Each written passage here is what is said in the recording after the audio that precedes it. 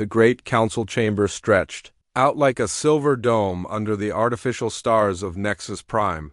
12 different alien species sat in their special seats, each one designed for their unique bodies. The air buzzed with strange sounds as they talked to each other in their own languages. Admiral Ziegther stood at the center of the chamber. He was huge, even by the standards of his people. His forearms moved as he spoke, and his voice boomed across the room. The Vorthan Empire had sent their best military leader to deliver this message. The humans have said no to our final offer, he announced. His words were translated instantly into every language in the chamber. They will not give up their outer colonies. They will not accept our rule. They choose to fight us instead. The other aliens in the chamber made sounds that could only be described as laughter. Some clicked their claws together. Others made high-pitched chirping noises. The crystalline beings called the Nexari made musical sounds that meant they found something funny. Council Speaker Velanara floated in her energy field near the center of the room. She was made of pure light, contained in a shimmering bubble that hurt to look at directly. Her voice came from everywhere and nowhere at once.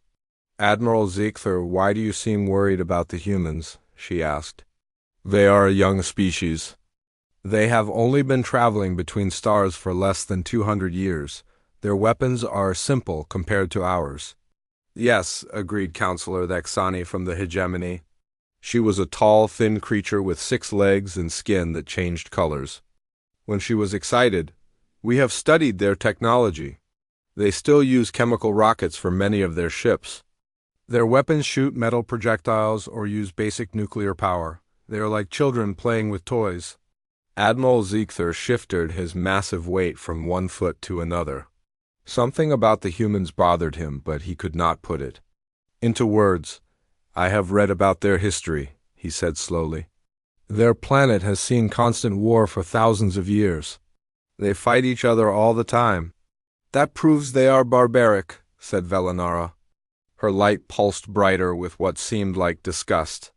This is exactly why they need to be brought under our control. Their violent nature must be channeled into useful work for the greater good of the galaxy. The humans are dangerous only to themselves, added another council member.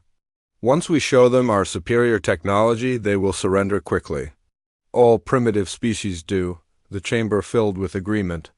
Clicks, chirps, and electronic sounds mixed together in a symphony of confidence. None of them had any doubt about what would happen next. Our fleet is ready, announced Ziegther. 4,000 ships, including our most powerful dreadnoughts. We will give them 72 hours to evacuate their colonies before we begin the pacification process. Excellent, pulsed Velanara. Once they see our power, they will beg for mercy. Then we can put them to work building ships and mining asteroids. Their aggression will be useful for labor. Far across the galaxy on the Human Embassy building on Nexus Prime, Ambassador John Carter sat in his office reading the formal declaration of war. The document was written in the flowery language that galactic diplomats love to use. But the message was clear: surrender or be destroyed. Lieutenant Commander Amy Rodriguez, his aide, stood beside his desk. She was a young woman with short, brown hair and worried eyes. Sir, they are giving us 3 days to evacuate all our colonies. Their fleet has over 4,000 ships. Carter set down the document and looked out the window at the alien city below. Strange creatures moved through the streets, going about their daily business. None of them knew that war was about to begin. Amy, get me Admiral Lisa Hayes at Terra. Command, use the secure channel. Authorization code Prometheus 77 Alpha. The holographic display on his desk flickered to life. Admiral Hayes appeared as a 3-dimensional image. She was a woman in her 50s with gray hair and sharp eyes. She wore the dark blue uniform of the Terran Space Force. Ambassador Carter, she said without any greeting. I assume you are calling about the war declaration. Admiral Hayes, I need to formally request immediate military support for our colonies. The collective is moving against us with everything they have. Hayes smiled, but it was not a happy smile. Mr. Carter, I think it is time our alien neighbors learned something about human military planning. We have been getting ready for this possibility since we first met them. Carter felt confused. Admiral, they have better technology than us. Their energy weapons can destroy our ships easily. Their shields can stop our missiles. We are outgunned and outnumbered. John, Hayes interrupted him, you have been away from Earth too long. Let me ask you something. What do you think we have been doing for the past 50 years while we played? Nice with the Galactic Council? Carter thought about this question. During his time as ambassador, he had focused on diplomacy and trade agreements. He had not paid much attention to military matters. I assumed we were trying to catch up to their technology level, he said finally. Hayes laughed, and this time it was genuine. We were not trying to catch up, John. We were trying to get ahead. Far ahead. What do you mean? Every time an alien species showed us their technology, we studied it. Every time they explained how something worked, we found ways to make it work better. Every time they shared scientific knowledge with us, we used it to create something new. Carter felt his understanding of the situation begin to change. You mean we have been developing new weapons? Not just new weapons, John. Completely revolutionary technology. The aliens think they know what human military capability looks like because we showed them our oldest, most basic systems. But why would we do that? Because the best way to win a war is to make sure your enemy does not know how strong you really are until it is too late. Hayes leaned forward in the hologram. The collective has made the same mistake that many civilizations have made throughout galactic history. They assume that because we are new to space travel, we must be weak. They forgot that humans have been fighting wars and improving weapons for our entire existence, so we can actually fight them? John, we can do more than fight them. We can end this war before it really begins. Carter sat back in his chair, trying to process what he was hearing. How? The aliens have been comfortable for too long. They have not had to innovate or improve their technology because they have been the strongest powers in the galaxy. But humans have never been comfortable. We have always assumed that someone out there was stronger than us, so we kept getting better. Hayes stood up in the hologram. The collective is about to learn what happens when you threaten a species that has spent 50,000 years turning every scientific discovery into a weapon. What are your orders, Admiral?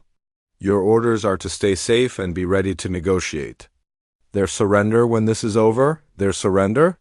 John, in 5 hours, the collective is going to wish they had never heard of humanity. The galaxy is about to change forever. The hologram faded, leaving Carter alone with his thoughts. Outside his window, the alien city continued its normal activities. Ships moved through the sky, carrying passengers and cargo.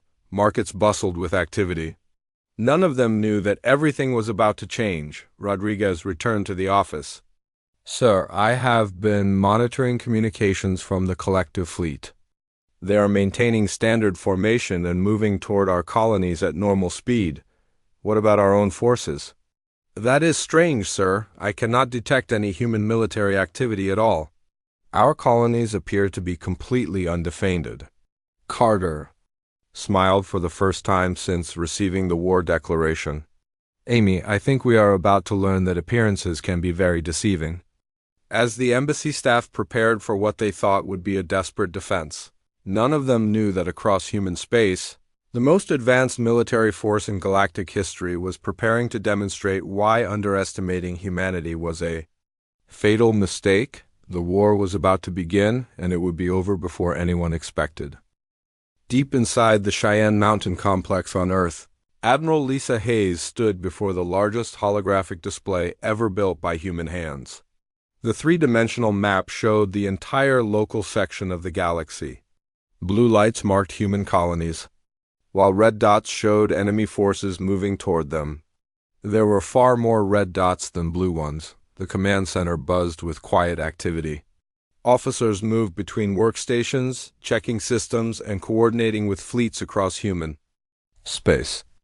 Everyone knew that the next few hours would determine the fate of humanity. Status report, Hayes commanded. Colonel Jake Morrison stepped forward. He was a tall man with graying hair and the steady demeanor of a career military officer. "Ma'am, the collective fleet is moving toward our outer colonies exactly as we predicted. 4,000 vessels, including their biggest dreadnought-class ships. They are using standard formation protocols. And our assets?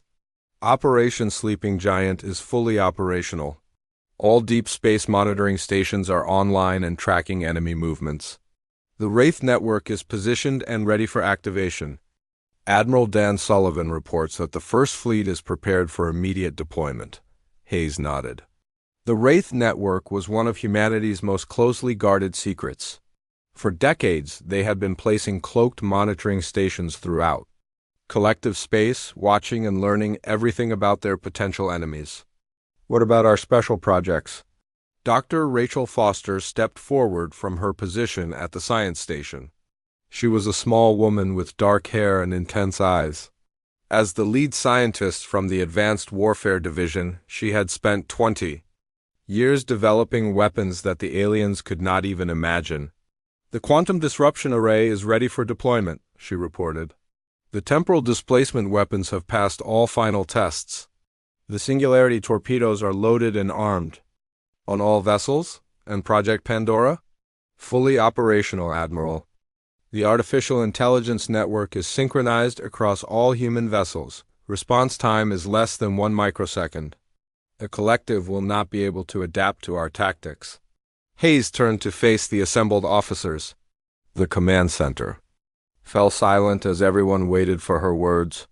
"Ladies and gentlemen, for 50 years we have watched these so-called advanced civilizations treat us like primitive children. They have seen our basic weapons and assumed we were helpless. They have made the worst mistake possible when dealing with humans." She gestured toward the holographic display, where new blue dots were beginning to appear throughout the sector. "They think they know what human technology looks like because we showed them our oldest, most basic systems. They have no idea that while they have been sitting comfortably in their technological superiority, human innovation has been accelerating at an exponential rate." Captain Steve Rogers, commander of the experimental vessel Excelsior, raised his hand. "Admiral, permission to speak freely?" "Granted. Some of the crew are concerned about the massive scale of what we are about to do. The collective force's number in the hundreds of thousands of personnel." Hayes' expression grew cold. "Captain, they declared war on us. They intend to enslave our colonies and turn our people into forced labor. They want to crush human independence and make us serve their galactic empire. This is not about showing mercy to aggressors." She turned back to the display. "The enemy expects a conventional space battle. They are prepared for our kinetic weapons, our nuclear missiles, and our basic energy cannons. They are not prepared for weapons that manipulate the fundamental forces of the universe." Colonel Morrison cleared his throat. "Ma'am, we are receiving real-time intelligence from our deep cover operatives within the collective fleet. They are maintaining their predicted formation and speed. No deviation from standard attack protocols." "Perfect, Dr. Foster. Are the quantum entanglement communicators ready?" "Yes, Admiral. We will have instantaneous communication across the entire human fleet. While the enemy is still limited by light-speed transmissions, they will be fighting blind while we have perfect coordination." Hayes smiled grimly. "Then it is time to teach the galaxy what happens when you underestimate human ingenuity and determination. Begin Operation Sleeping Giant." The command center erupted into controlled activity. Officers began transmitting orders to fleets that had been hidden throughout space. The Wraith network activated, revealing the true scope of human military preparation. "Admiral," reported the communications officer, "all fleets are reporting ready status. The cloaking systems are functioning perfectly. The enemy has no idea we are already surrounding them." Hayes watched the tactical display as thousands of blue dots appeared around the advancing red formation. The collective fleet was walking into a trap 50 years in the making. "What is the status of our defensive systems?" "All colonies are protected by the new shield generators," Morrison reported. Even if some enemy vessels break through our lines, they will not be able to harm civilian populations. And our industrial capacity? All shipyards are operating at maximum efficiency. We can replace any losses within hours, not months. Hayes nodded. This was the advantage that the aliens had never understood about humanity. While they built their fleet slowly and carefully, humans had learned to mass-produce advanced technology at incredible speeds. Dr. Foster explained to me one more time how our weapons work compared to theirs. Foster activated her personal display. The Collective uses conventional energy weapons and kinetic projectiles, just like we showed them our forces used. Their most advanced weapons manipulate matter at the atomic level. And ours, we manipulate space-time itself. Our quantum disruption array creates localized gravity wells that can crush any known material. Our temporal displacement weapons age enemy vessels centuries and seconds. Our singularity torpedoes create miniature black holes that erase targets from existence. In simple terms, Doctor? In simple terms, Admiral, they are fighting with swords while we have nuclear weapons. Hayes turned to address the entire command center. I want everyone to understand what we are about to do. For 50 years, humanity has been treated as a junior partner in galactic civilization. We have been condescended to, dismissed, and underestimated. Today that ends. The Collective believes they can conquer us through superior numbers and conventional technology. They are about to learn that human military doctrine is based on one simple principle: never fight fair. Never give your enemy what they expect, and always assume they underestimate you. The tactical display showed the enemy fleet approaching human space. They maintained perfect formation, confident in their overwhelming numerical advantage. They think this will be a simple police action, Hayes continued. They expect us to fight desperately with our primitive weapons before surrendering. They have no idea that we have been preparing for this exact scenario since the day we first met them. Admiral, called out the sensor operator, the Collective fleet is 30 minutes from our outer colonies. Are our people ready? All civilian. Populations have been evacuated to secure facilities. Military personnel are at battle stations. The colonies appear abandoned to enemy sensors. Hayes smiled. Perfect. They will think we have already retreated in fear. Let them get closer. Colonel Morrison approached her station. Ma'am, Admiral Sullivan is requesting permission to engage the enemy advance scouts. Denied. Let the entire fleet enter the engagement zone. I want all 4,000 enemy vessels committed before we reveal our true capabilities.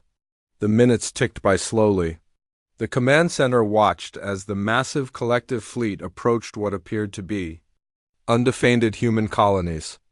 The enemy commander was probably congratulating himself on an easy victory. Admiral, Dr. Foster reported, all weapon systems are charged and ready. The Pandora AI is analyzing enemy formations and preparing optimal targeting solutions. And our fleets? Positioned and ready. The enemy is completely surrounded, but they still cannot see us. Hayes took a deep breath. Gentlemen, ladies, in a few minutes we are going to change the balance of power in this galaxy forever.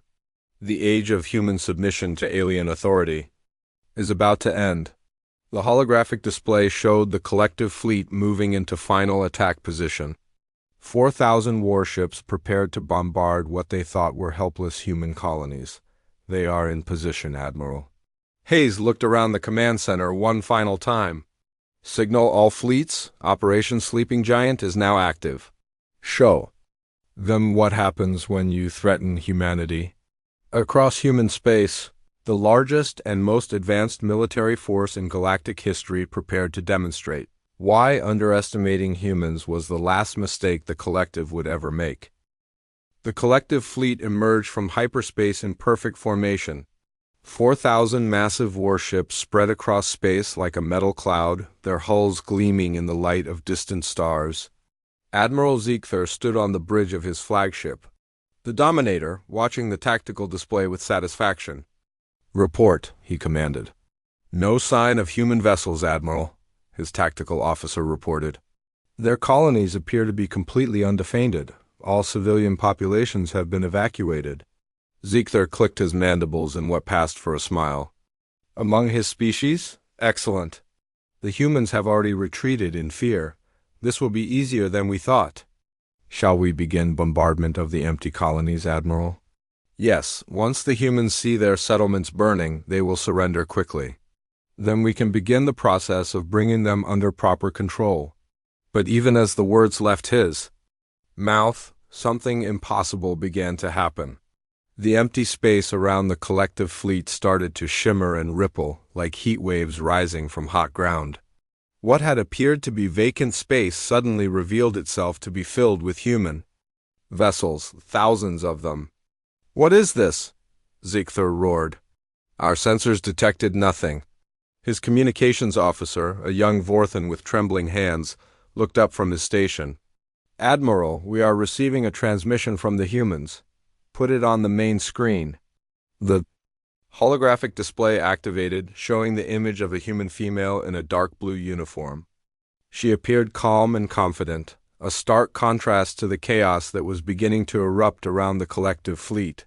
"Admiral Ziegler," she said in a steady voice, "I am Admiral Lisa Hayes of the Terran Space Force. You have 30 seconds to surrender your forces and withdraw from human space." Ziegler's forearms gestured in what his species considered laughter. "Admiral Hayes, you are outnumbered 4-1. Your primitive weapons cannot penetrate our shields. Your chemical rockets and metal projectiles are useless against our advanced technology." Hayes smiled slightly. "Admiral, you are about to learn something very important about human weapons development." The transmission ended. Ziegler turned to his tactical officer.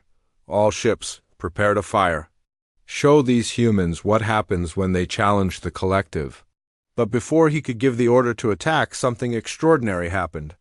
The space around his fleet began to warp and bend. Reality itself seemed to twist into impossible shapes. "What in the void is happening?" Ziegler shouted.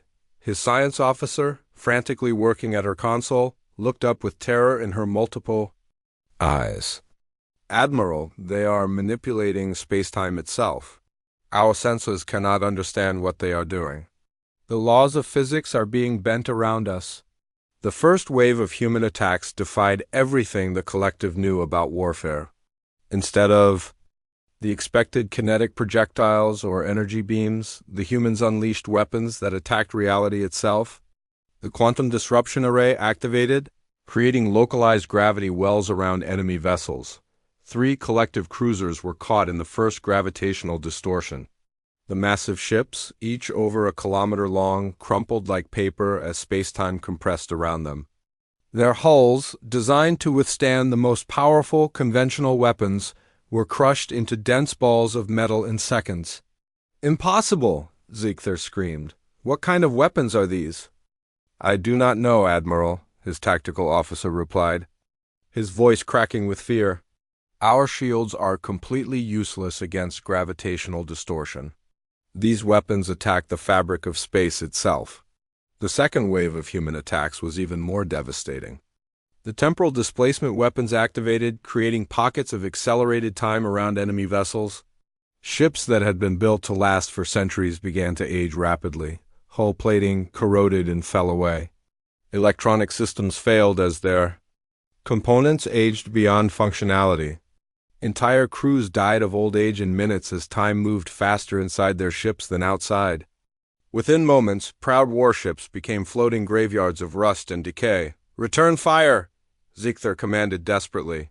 "All weapons, everything we have!" The collective fleet unleashed its full arsenal. Plasma cannons that could melt asteroids, fired at maximum power. Antimatter missiles that could destroy small moons streaked toward the human vessels. Quantum torpedoes that could phase through any known armor were launched by the hundreds. The massive energy discharge should have obliterated the human fleet. The combined firepower of 4,000 warships had never failed to destroy any enemy, but something impossible happened. The attacks simply vanished. Where did our weapons go? Ziegler demanded. "They are being absorbed by some kind of field. Around the human ships, his tactical officer reported, his voice filled with disbelief. Our energy weapons are being converted into power for their systems. They are using our own attacks to make themselves stronger. Aboard the human flagship Leviathan, Admiral Hayes watched the enemy confusion with grim satisfaction. The battle was proceeding exactly as predicted. The collective was using precisely the weapons and tactics that human scientists had spent decades learning to counter. Pandora I, analyze enemy weapon systems and prepare adaptive countermeasures, she commanded. Analysis complete, Admiral Hayes, the artificial intelligence responded in a calm voice. Enemy technology is approximately 50 years behind current human standards. Their weapons are based on principles we mastered decades ago. Implementing full defensive protocols. Hayes turned to her science officer. Dr. Foster, initiate Phase 2 of our attack. Singularity torpedoes armed and ready, Admiral. Fire. The third wave of human attacks introduced the collective to weapons that should not have existed. The Singularity torpedoes created miniature black holes that consumed everything they touched. These weapons did not just destroy enemy ships. They erased them from existence entirely. Collective vessels simply disappeared, leaving not even debris behind. The black holes consumed matter, energy, and even the space around them before collapsing harmlessly. It was as if the ships had never existed at all. This is not possible, Ziegler whispered.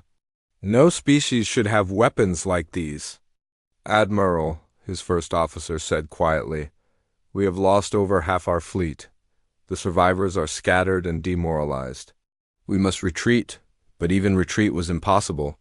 The humans had deployed spatial interdiction fields that prevented faster-than-light travel.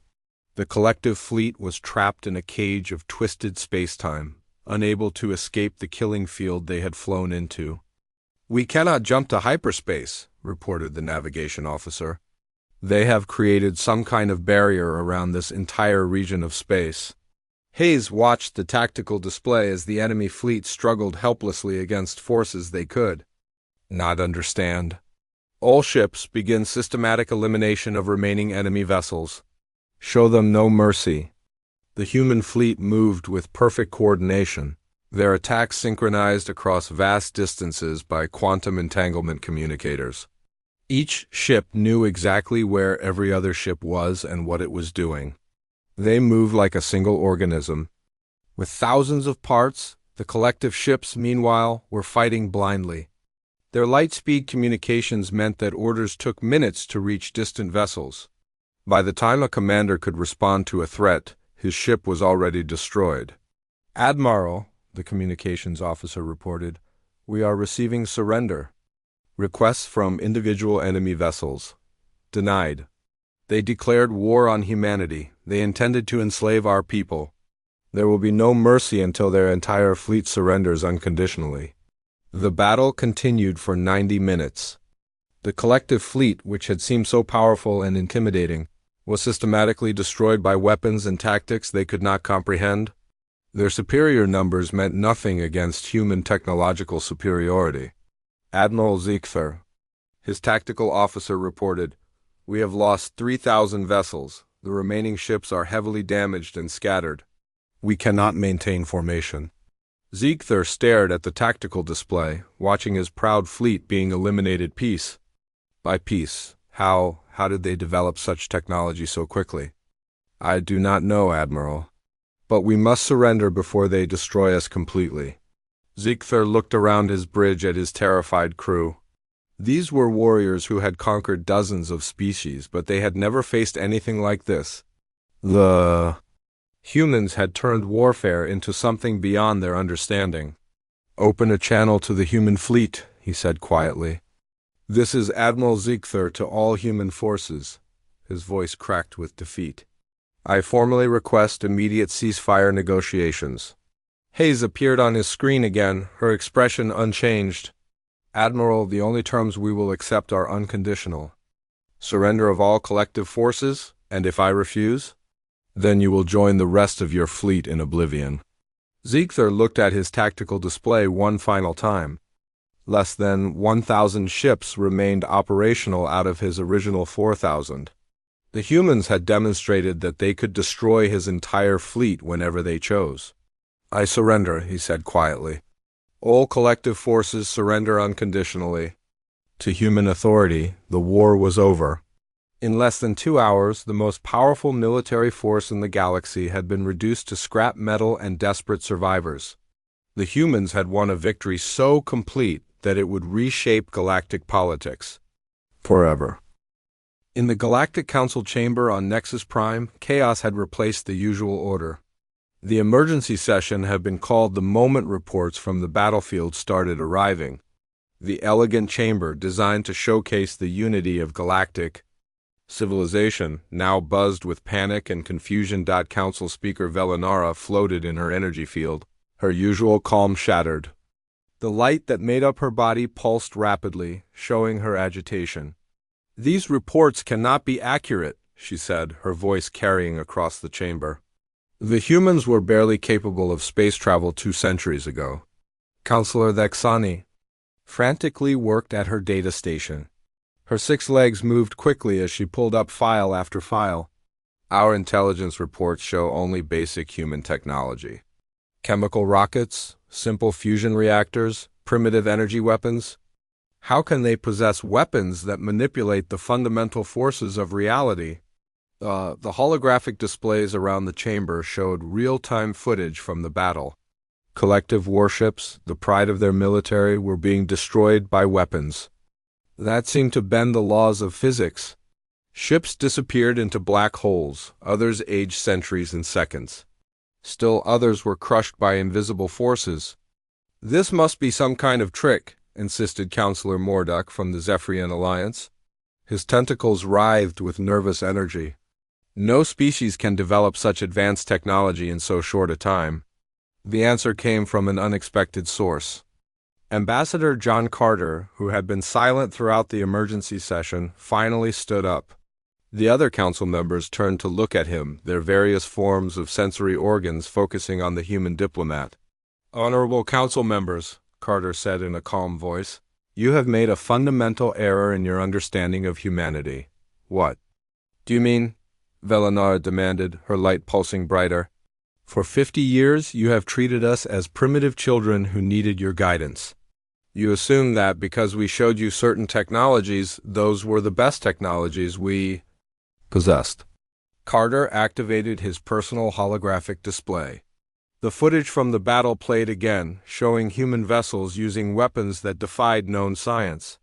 "You see humans using what you call impossible weapons. But these weapons are not impossible. They are simply the result of human innovation accelerated by necessity." "Impossible," Counselor Thexani insisted. "No species develops technology that quickly. It took us millennia to develop our current weapons." "That is correct," Carter replied. "It took you millennia, but you have never dealt with a species like humanity before." The tactical display updated with new information. The collective fleet was now down to less than 1,000 operational vessels. Human forces had suffered 0 casualties. "You made the mistake of judging us by the standards of your own civilizations," Carter continued. "You assumed that because we were new to space travel, we must be weak. You forgot that humans have spent our entire evolutionary history in constant warfare. What does that have to do with technology?" asked Counselor Morduck. "Everything.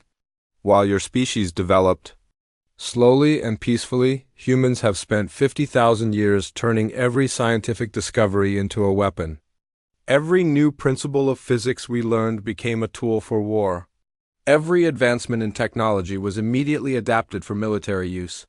The footage showed human ships moving with perfect coordination, their attacks synchronized across vast distances. The collective vessels, meanwhile, struggled to communicate with each other at light speed. Your military doctrine is based on technological superiority and overwhelming numbers, Carter explained. You build large fleets of powerful ships and use them to intimidate weaker species into submission. This strategy has worked for millennia because you have never faced a species that was truly prepared for war. But how? Velanara asked weakly. How did you develop such weapons?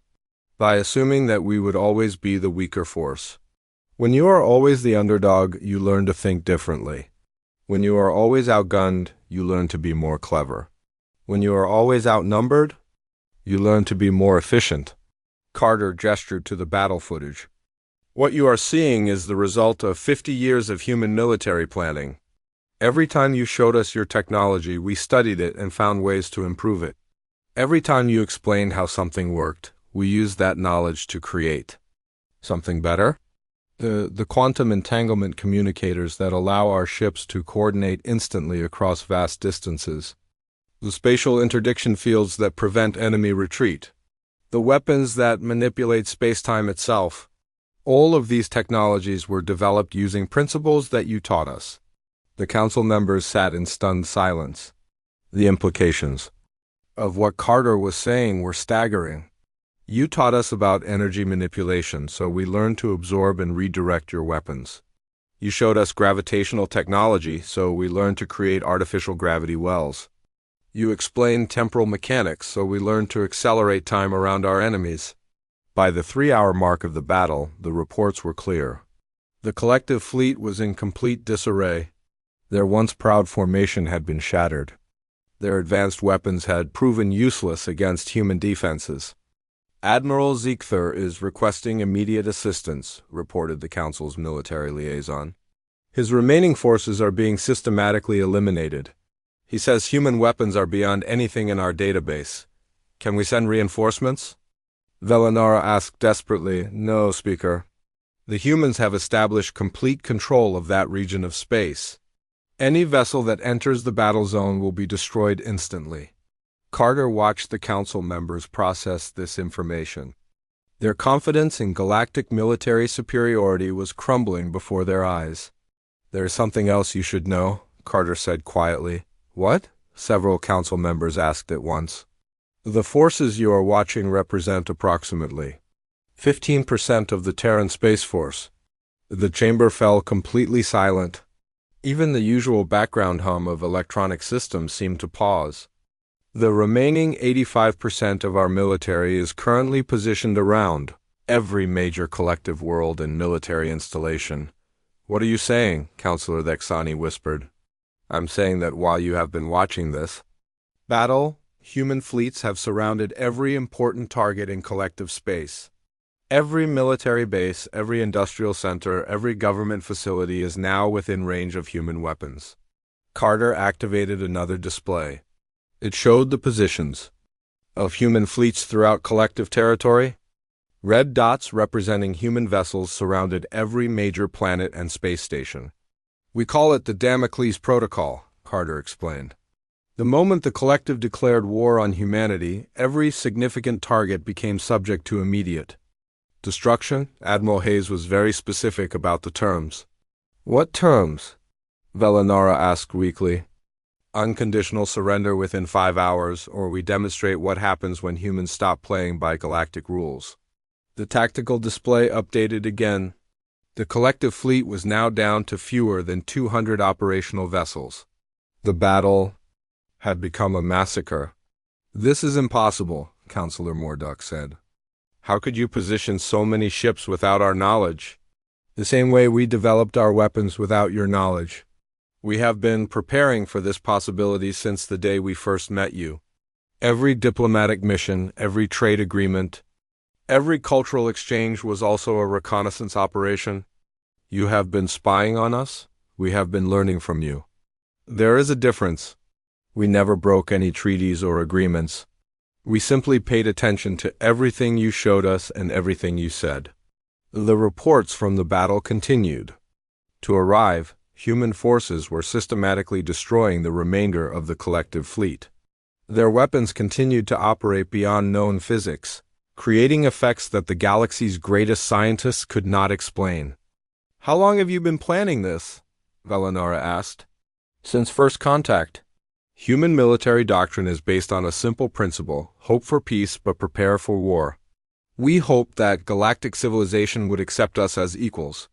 We prepared for the possibility that it would not, and now?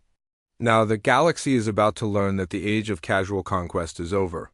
Humanity will not tolerate any species that attempts to enslave others. We will not accept tributary status.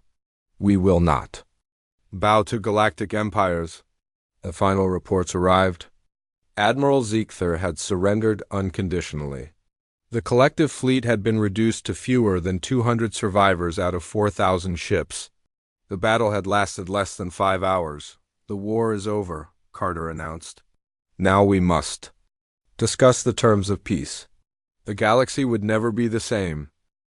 At exactly 5 hours after the collective had declared war on humanity, Admiral Ziegther transmitted his final surrender.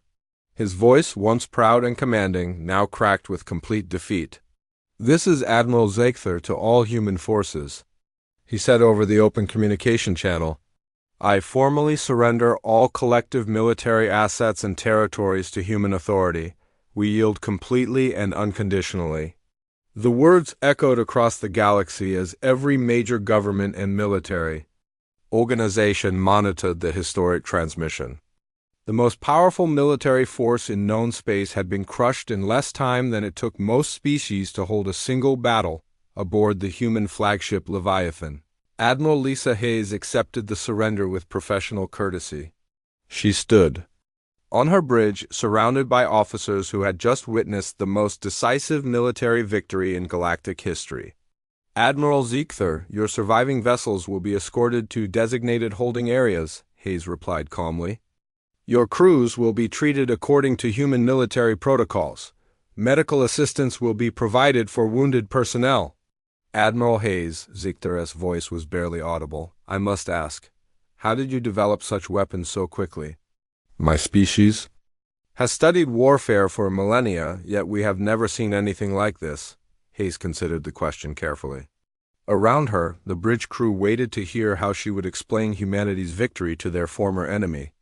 "Admiral, your species and your allies made the same mistake that countless civilizations have made when dealing with humans throughout our history. You assumed that because we were newer to space travel, we were less capable of innovation. But these weapons are beyond anything in our databases." "No, Admiral. They are exactly what you should have expected from a species that has spent its entire existence turning every scientific discovery into a more effective weapon. You forgot that humans have been fighting and innovating for 50,000 years." The transmission ended. Hayes turned to her staff officers who had gathered around the command center. "Colonel Morrison, what is the status of our secondary fleets?" "All collective worlds have surrendered without resistance, Admiral. The moment their main fleet was destroyed, every collective planet capitulated rather than face orbital bombardment. The Damocles Protocol worked perfectly." "And the other council races?" "They are frantically requesting immediate diplomatic negotiations. It seems they are suddenly very interested in establishing friendship with humanity." Dr. Foster looked up from her science station. "Admiral, we are receiving communications from 12 different species. They are all offering technological exchanges, trade agreements, and mutual defense pacts." Hayes allowed herself a small smile. "Interesting how quickly primitive humans became valuable allies once they saw what we could accomplish." "What are your orders, Admiral?" "Begin Phase 3 of operation.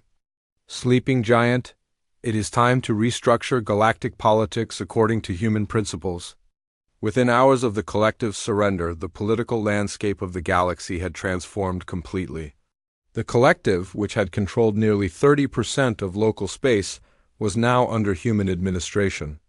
The remaining council races were desperately trying to negotiate favorable terms with their new human neighbors. Ambassador John Carter found himself at the center of this transformation.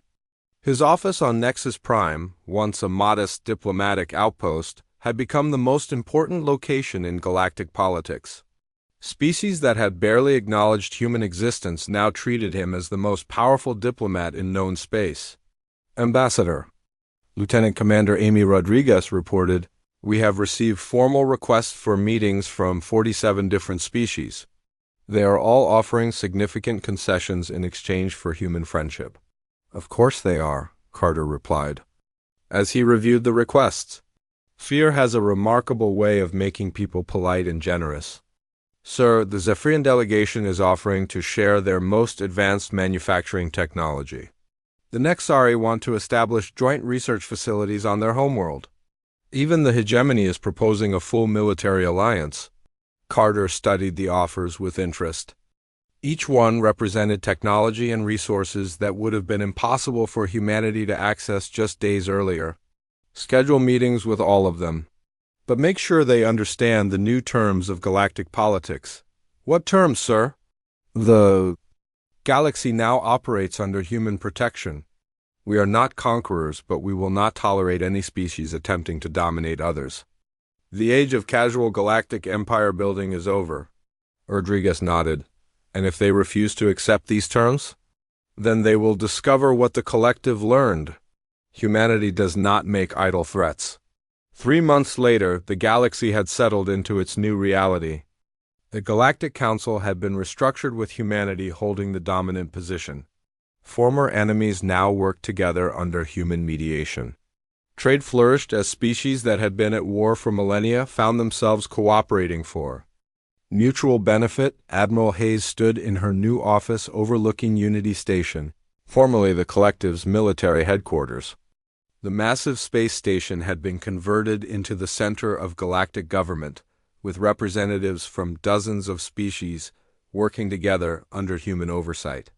Admiral, Colonel Morrison entered with his daily report. The quarterly military readiness assessment is complete. All human fleets are operating at peak efficiency. And our new allies? They are adapting well to the new galactic order. The joint technology sharing programs are exceeding all expectations. It turns out that when species are not trying to conquer each other, they can accomplish remarkable things.